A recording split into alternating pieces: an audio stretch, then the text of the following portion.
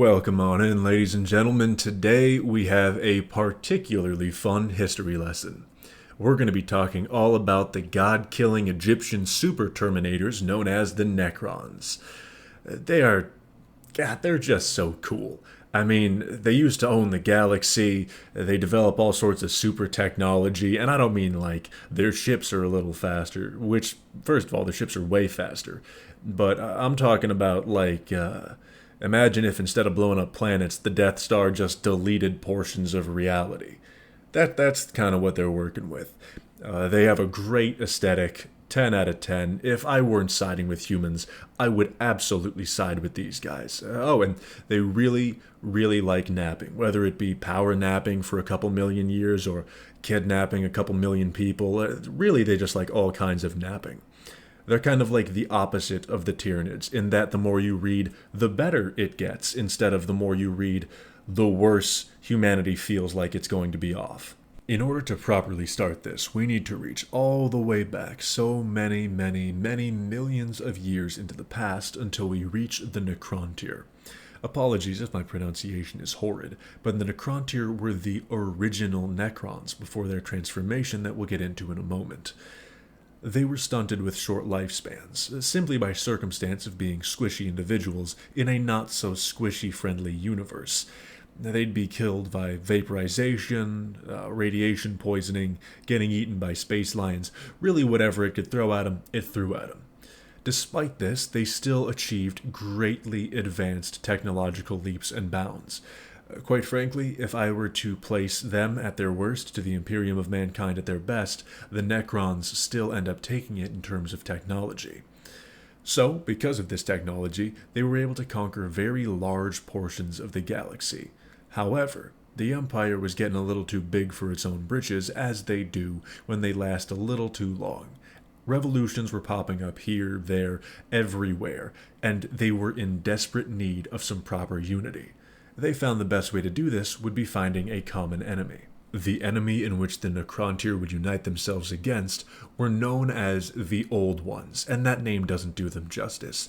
They weren't simply old, they were ancient. They were downright dustier than dinosaur pussy, quite possibly the first sentient species in the galaxy.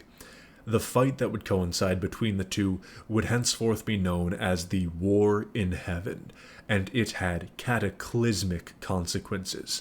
There was so much goddamn death on both sides of the issue. Now, this battle was very much old magic versus new technology.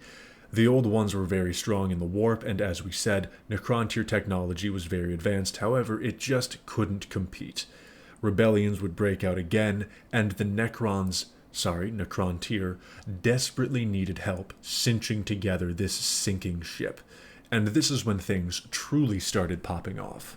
It's time to rattle off some important names and terms. This'll be quick, hopefully. The Silent King, probably the most important one. He is the Optimus Prime of the Necrons. He is their pharaoh. He is the head honcho. He calls the shots. Then there's Trazyn.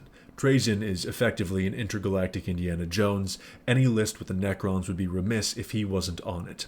Oricon, he only comes up once. He's the closest thing to a fortune teller that you can get.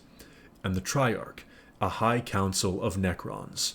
Now, moving on to one more, the Catan. These are genuine gods. These are real deal, fuck you up, wipe your entire race from existence kind of strong. There are several Catan we need to mention by name. Try to keep up. There's a bunch of other ones, but we don't have to address them here. There's Magladroth, the Void Dragon. He will fuckstart your very existence into a million little indiscernible pieces if you ever try to screw with him. Mephetran the Deceiver. He could sell ice to a goddamn Eskimo living in a snowbank. Alright, he's just a master manipulator. He makes Tzeentch look amateur. Azaragorod, the Nightbringer. He loves devouring both life and suffering, so he kind of flourishes in this coming battle. Nidrazatha, the Burning One. He is a downright goddamn menace to reality. He just wants to see all of existence incinerated into nothingness. Cruel bastard if there ever was one. However, there's also Lalandugor, the Flayer, and he makes Leatherface and Conrad Kurz look like goddamn Care Bears. So, That's the Catan and the important names of the Necrons. They won't come up a lot. It's not going to be on the test. Don't worry about it. Just focus on the Silent King. So the Catan already had some pretty long-standing issues with the Old Ones. Now, I'm not sure exactly where they stemmed from. However, I have a fairly good guess. The Old Ones were very powerful in manipulating the warp, as we mentioned, and the Catan are not only prohibited from using the warp, but they are vulnerable to it, which opens up a very big blind spot for them. So, their best bet was offering the Necrontyr power to fight and win against the Old Ones. It seemed mutually beneficial enough, nothing to squint at too much, the enemy of my enemy is my friend sort of deal. The Triarch sat on the offer for quite some time, and Orokin was still opposed at the time of this, but the Silent King ended up pulling the trigger. And this would begin what is now known as Biotransference, an event that would irreparably alter the history of Necrons. The term Biotransference applies to the period of time in which the Silent King had all of the Necrontyr transformed into the Necrons we know them as today. You see, they would enter one end of a massive bioforge as their normal squishy selves, and exit the other as a soulless metallic humanoid husk known as the Necron, what we're familiar with currently. This resulted in a massive loss of life, because the Catan had actually fooled the Necrons. The real reason that they wanted them was so they could drink up all the souls that these furnaces output. The Necrons were now immortal, but they were also soulless, and the Silent King immediately realized his fuck-up. He had been played a fool for the gods. However, it was better to bide his time than to lash out. It was easier to let the Catan think they were subjugating them. The Old Ones had to come first. So, the War in Heaven Part 2 Electric Boogaloo begun. I do have to say this much, though. As far as the power for souls deals that we see all across Warhammer, these guys lucked out and pretty much stacked up at the top of the list. They developed astronomically superior technology to anything else in existence. Better than any modern-day Imperium creation, that's for damn sure. The best description of the most powerful stuff is god-killing technology, which comes into play later. They were able to own reality itself. They could delete entire star systems from existence. All that coupled with the fact that they are also now nearly immune to the warp's effects. With the Catan, they pretty much just beat the ever-living fuck out of the Old Ones. Once again, galaxy-wide bloodbaths and death, and they beat them all the way back into the Webway, the Old Ones' home turf. So on the back foot, the Old Ones, in a fit of sheer desperation, started crafting up new species and throwing them everywhere they could in efforts to cripple or at least slow down the Necrons.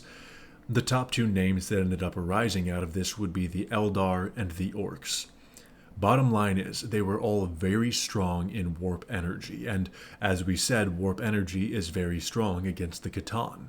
They might have even succeeded, however, the warp was tearing itself apart with all of the turmoil. You see, the warp isn't exactly like our universe, but it's somewhat of a mirror image. If there's a lot of chaos on one side, there's a lot of chaos on the other side, if that makes sense. Ancient eldritch warp beings were getting supercharged by all of this violence and bloodshed, and the Old Ones effectively got trapped between hammer and anvil, getting unexisted in the process. As the war was reaching its conclusion, the Silent King would finally make his play against the Catan. He wasn't going to sit idly by and allow himself to be enslaved by them. The Necrons would use their god-killing technology to do exactly that. Well, okay, not quite. You can't functionally kill the Catan that well. However, they were able to kill the Falayer, and, well, that resulted in a curse similar to the Blood Angel's Black Rage. The rest they shattered into shards, and these shards they imprisoned to use in making their incomprehensibly strong tech even stronger. They had completely flipped the script, and the Catan were now their minions. It was not too long after this that the Silent King recognized the Necrons simply needed to rest. Forces were far too weak to mount any significant war efforts, and they were all destroyed by infighting, outfighting, and the like, so the Necron tomb worlds were then built. The Necrons would go into a several million-year-long stasis period, kind of like a very prolonged hibernation, and this was meant to wait out the galaxy's other alien races, such as the Eldar, who were rising to prominence. The thought behind it was, well, they'll all destroy themselves by the time we wake up, so we won't have to worry about it. The Silent King would leave the galaxy during this time because he was wrought with guilt for everything he had done to his people and needed to go on a bit of a self-discovery journey. He would also remove his ability to exert control over all Necrons that was encoded within him during Biotransference. After 60-something million years, we are at the current date and the Necrons are finally rising back up. As the Necrons have begun to rise, they have shown themselves as a force to be reckoned with. There's only a very small contingent awake so far, and they are still incredibly dangerous. The Silent King has also managed to return from his trip in the void after encountering a Tyranid force. He knew this would immediately have to be dealt with, and then he came home only to find out those little vermin afterthoughts that were supposed to die off by now are still alive. Not only that, but the little shits are going around breaking some of his tomb worlds, so that has to be answered. Now he's bouncing planet to planet, raising the dead, and reining all of the rogue Necrons back into line while he operates as some sort of shadow government. Every passing, however the hell long, he awakens more tomb worlds, increasing the Necron presence in the galaxy. If they return to his former glory, shoo, buddy, everyone is fucked. And that's the Necrons for you. They're just so unapologetically cool. There's so very much more that we can go into on a different date because Necron history is not only storied, it is fantastic, and it's intertwined with just about everything regarding Warhammer's current landscape. As of right now, they're just annoyed that these goddamn hooligans are still on their lawn because all they wanted to do was take a big ol' nap and wake up to a conquerable galaxy. By the way, I apologize for not using any of the real vocab words that I told you to think about. And that Trazen fella I mentioned earlier, he's undoubtedly the most entertaining character around. By far and away. He's getting a whole video. I want to tell you stuff that he's done, but I'm just keeping it under wraps until we get to his part. That's all for today. I hope you enjoyed the Necrons. I know I certainly did. Thank you for stopping by, and have a good night.